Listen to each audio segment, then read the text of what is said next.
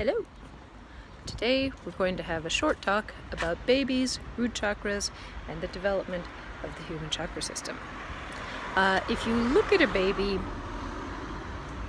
baby's energy, you'll see that it is basically one giant root chakra, like one big round red with lots of little tendrils all over in an undifferentiated way, sticking out all over sort of indiscriminately into the outside world, a lot like an ivy plant. Lots of little suckers coming off of the baby in all directions.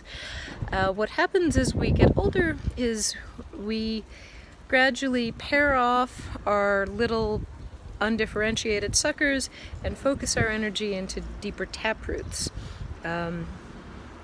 Which makes sense from an evolutionary standpoint because it's less necessary that adults take care of us, but at the same time we lose a certain connectedness with the world around us. We gain awareness and focus, but we lose a sense of connection.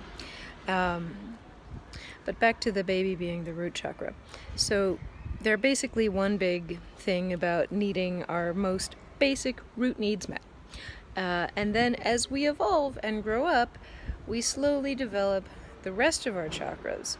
So it starts down here, and then slowly we go up the rainbow from red all the way through indigo and violet.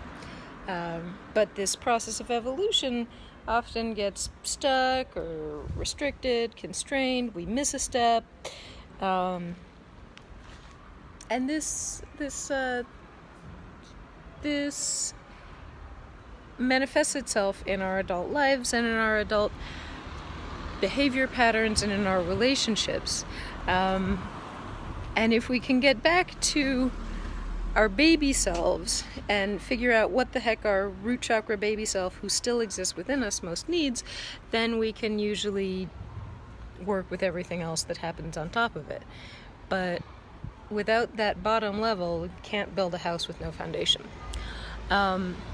A helpful school of thought that can take this into a physical level of understanding is called body-mind centering.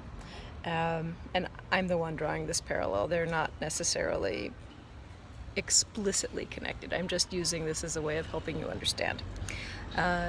Body-mind centering, as espoused by Bonnie Bainbridge Cohen, reminds us that how the body develops as a fetus and brings a sense of peace, groundedness, stability, and centered well-being from the idea of reminding our bodies how we developed. For instance, our fingers, these fingers here, start out here when we're developing as fetuses. They grow out to a shoulder, stop, pause, send energy back. And then they grow out, develop an arm, stop at the elbow, pause, send energy back. Then they send out energy to the wrist, pause, send energy back, and then the hands, the carpals, the metacarpals, the phalanges. Basically every time the energy pauses, a joint is created. And at the end of the development, you have a whole limb.